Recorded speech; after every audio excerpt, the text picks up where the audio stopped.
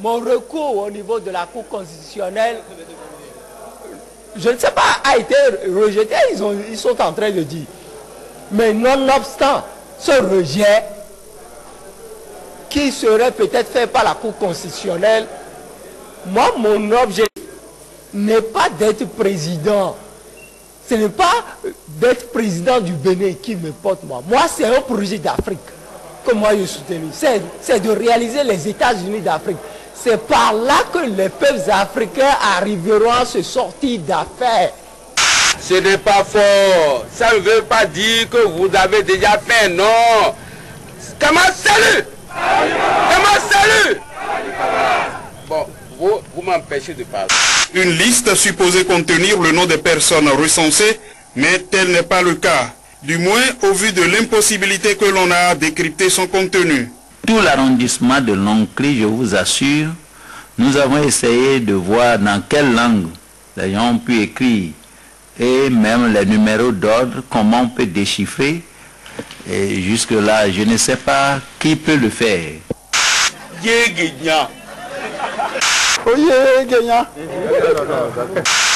La rencontre entre les présidents d'institutions impliquées dans le processus électoral, les candidats à la présidentielle prochaine au Bénin et l'ancien président Émile Derlin Zissou était pour une solution à l'impasse qui s'annonce autour de la question de la liste électorale permanente informatisée. J'ai l'impression qu'on perd du temps dedans et mes aînés font que de la politique et ne veulent pas régler le problème qu'on a. Ils sont en train de se mentir. Le gouvernement a souhaité que cette discussion s'ouvre et se referme sur le respect de la loi. Mais on est capable, on a un cerveau. C'est nous qui faisons les lois, ce n'est pas les lois qui nous font. Et les gens violent les lois tous les jours, vous les voyez. Alors... Merci, Monsieur le Président. Je suis heureux de vous dire que nous allons dans la bonne voie. Cela veut dire quoi? Cela veut dire que demain matin, nous serons ici à nouveau pour conclure. Si on dépouille le Parlement de ses attributions et qu'on les donne au seul président du Parlement qui dit pimpant à chaque fois que le chef de l'exécutif dit pimpant, on lui remet tous les pouvoirs constitutionnels du Parlement.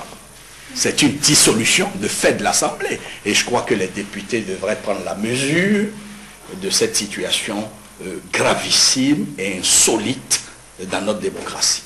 Confiscation politicienne de la LEPI, détournée de son rôle d'outil de développement. Décision suicidaire de la Cour constitutionnelle de faire réaliser et d'utiliser une LEPI à pas forcé. Attitude incongrue de la CPS et de la Mirena. Voilà autant de termes utilisés par les membres du bureau exécutif du Front pour peindre la situation préélectorale inquiétante que traverse le Bénin. Ce jour est un grand jour, c'est un jour de délivrance pour tout un peuple, pour toute une classe politique en attente d'une liste électorale pour aller aux élections. Aujourd'hui, mission accomplie. Une liste électorale douteuse a été remise par Arifari Bako à la Sénat. Mais à l'heure où je vous parle, le fichier électronique du ZOU, n'est pas encore prêt. Je voudrais m'inscrire en faux contre ces allégations et dire encore une fois que nous n'avons remis qu'un seul fichier à la Sénat avec un contenu bien précis. Vous n'êtes même pas là. Si vous étiez là, c'est mieux, non? Dans la salle, ce sera un peu plus obscur et les images vont être de mauvaise qualité. Et c'est pour cela qu'on choisit toujours des abris pas totalement fermés, mais où il y a suffisamment de lumière pour pouvoir avoir des photos plus jolies. C'est là, oui. Oui, c'est là. On avait travaillé au fond là-bas, voilà les affichages de tous ceux qu'on avait pu enrôler au fond là. Là-bas.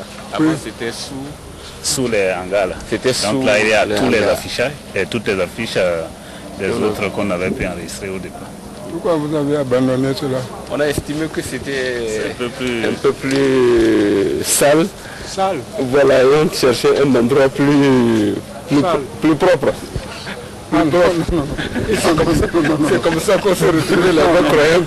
Ce n'est pas seulement les prières qui vont nous sauver, mais il faut que les hommes et les femmes qui sont des acteurs politiques, après la prière, acceptent de faire le pas pour se rencontrer, pour s'asseoir, pour se parler. Je suis déjà allé au village pour informer ma famille. Donc devant vous, vous avez quelqu'un qui peut à tout moment être porté disparu parce que un certain Turc béninois a promis d'aller m'enlever. Bien. Si l'on touche un seul cheveu à un secrétaire général dans ce pays, ça ne va pas se passer comme le cas de Daïvo. Ça va être l'embrasement général. Donc c'est un avertissement.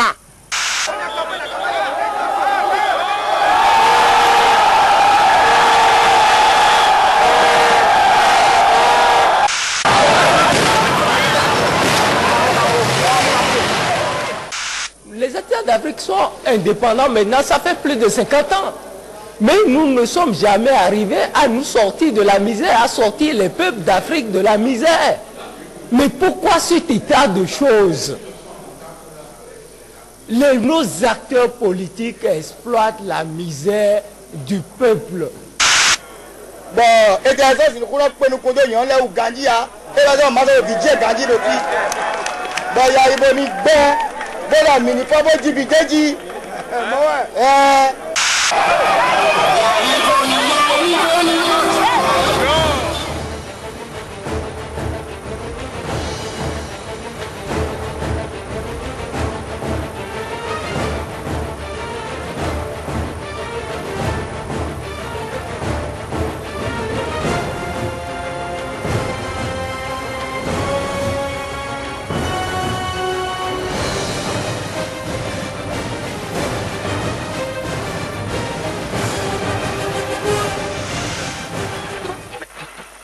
Ben voilà, c'était donc le zapping de cette semaine, zapping réalisé par Léandre Dessous.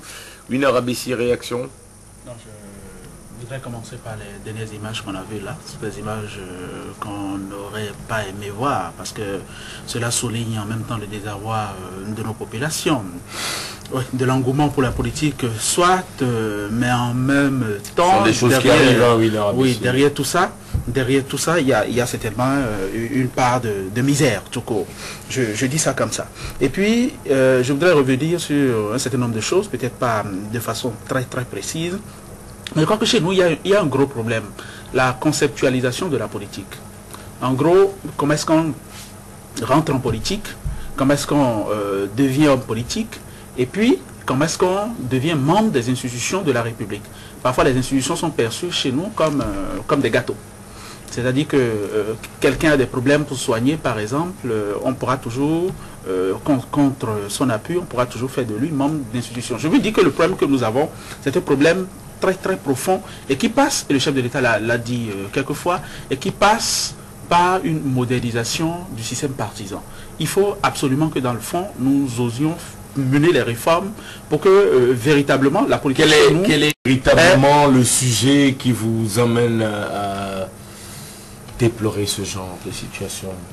Il faut voir déjà l'indigence de la campagne électorale. Je veux dire, c'est vrai, il y a des gens qui parlent, il y a des gens qui sont de véritables moulins à phrases, mais en même temps, ça résonne faux, ça résonne creux, parce que véritablement, il n'y a pas de contenu, il n'y a pas d'idée, il n'y a pas...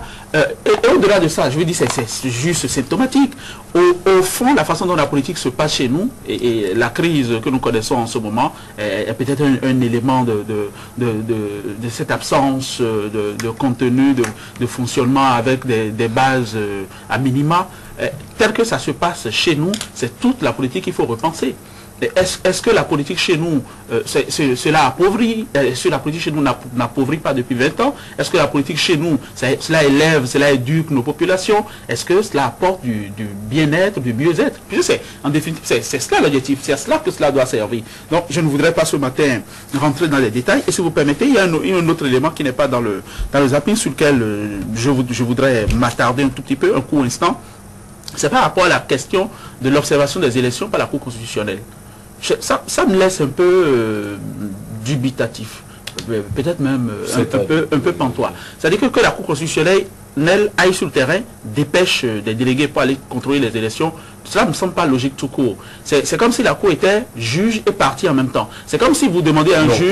Non, attendez, c'est comme si vous demandez à un juge d'aller s'asseoir au marché. Non, on ne peut pas dire juge et partie. Parce que ouais, a le droit de voir clairement. Dans les gradins. Non, non, l'arbitre est sur le terrain. Merci André. Il y a des gens, il y a des mécanismes de recours. Pourquoi est-ce que des gens qui se battent ne devraient pas rassembler des preuves, aller voir la cour?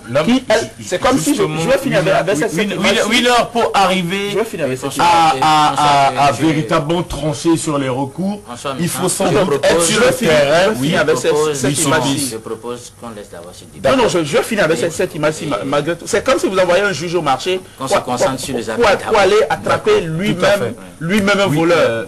Ça pose un problème. Sulpice. On attrape le voleur. On revient au zapping de ce vendredi réalisé par les en dessous avec vous, Sulpice, oui. Il y a des images qu'on n'a pas envie forcément de continuer à voir pendant la campagne électorale. Comme les dernières images qu'on a eu à voir. Donc je pense que c'est à ce niveau. Il faut tout faire. Non, ce sont des choses qui peuvent arriver, Sulpice, Oscar. Tout peut arriver. Encore qu'il n'y a pas eu de grabuge. Non, je dis il n'y a pas eu de problème. Ça commence toujours. C'était juste un ça petit... Ça commence toujours par là. Tout peut arriver, mais il faut faire un effort pour que tout n'arrive pas. Non, un petit malentendu entre quelques militants, ça ne tue pas. Hein. Non, je pense que je peux... Disons de la vérité. Il n'y a pas vraiment... C'est rien d'extraordinaire. En fait, ce qu'on observe souvent sur les lieux de meeting, c'est qu'on se bagarre autour du sandwich ou de t-shirt ou autre gradient. Mais ici, je pense qu'il s'agit ici, c'est une distribution de chaises. Les militants ont voulu s'asseoir. Nous concentrer sur cette histoire de chaises. D'accord. Ah, ok, oui. D'accord. Je vois alors. Là, on n'a pas bien compris. Donc, je comprends. Certaines déclarations. C'est les images de distribution de chaises. Voilà, non, pas seulement ça. Excusez-moi. Il y a beaucoup de choses. Excusez-moi. Moi également, comme André, je pensais que c'était les histoires de chaises. Vous avez compris finalement. Oui, on a compris. Voilà. Donc il faut évidemment ce matin. Voilà. Non, moi le zapping, François Bessa n'a pas ce vilain mot qui m'a échappé tout à l'heure. Non, c'est Larry Egoundoupé. Si ça peut nous permettre de nous détendre un peu. Le papillon rouge-bordeaux qui n'a pas fini de régler ses comptes. Qui n'a pas fini de régler ses comptes avec ses amis de la Cour constitutionnelle qui l'ont mal accueilli. Et le jour où il était allé chercher la décision de la Cour qui lui devait lui notifier l'invalidation de sa candidature. Et vous savez qu'il est désormais derrière un autre candidat. Oui, il soutient désormais le candidat Issa Salifou. Et je vous ai toujours dit que Egoundoupé, c'est quelqu'un qui a de très bonnes idées. Vous avez suivi encore tout à l'heure. Il n'était pas allé, il voulait pas, il s'est pas porté candidat pour être président, mais c'était pour participer à ce débat, pour verser ses contributions, ses propositions dans ce débat national. François, je ne tiens pas forcément à ce qu'il y ait un débat autour de mon point de vue par rapport à Larry Egoundoupé. Je vous dis tout simplement que... Encore que je suis d'accord avec vous. Ah, pour une fois. C'est l'actualité de la semaine et ça a évolué. Dans le temps, on a pris des décisions pour sortir de la crise et je pense que je l'ai montré également dans le zapping. Maintenant, c'est vrai que nous sommes dans une période sensible, il faut faire attention. De toute façon, le zapping reste le zapping. L'autre chose que je voudrais dire, c'est que ce que Larry a dit quand même quelque chose de très pertinent. Il a été, à mon avis, très pertinent lorsqu'il dit par exemple que si l'Afrique est sous-développée aujourd'hui, c'est à cause de ces acteurs politiques qui exploitent la misère des populations. Lorsque lui refuse de payer les impôts, ça répond un peu à la question de Winner au début, qui voulait savoir ce que c'est que la politique chez nous, comment on fait la politique chez nous. Je pense que la politique chez nous, c'est pas une question d'idée, mais plutôt une question... Lorsqu'on refuse de payer les impôts, et on dit que l'Afrique est sous-développée, est-ce que c'est sérieux? Il se rachète une image, on peut dire ça comme ça. Répondez à ma question. Qu'est-ce que vous appelez simplement un bon conseil suivi d'un mauvais exemple est une incitation à mal faire. Donc il faut être correct d'abord envers soi-même, envers les autres et suggérer de très bonnes choses. Mais je pense que Larry a dit de très belles choses malgré tout. C'est vrai. Malgré tout. Malgré tout. C'est vrai. Il a dit très belles choses, mais vraiment il n'a pas donné de très bons exemples.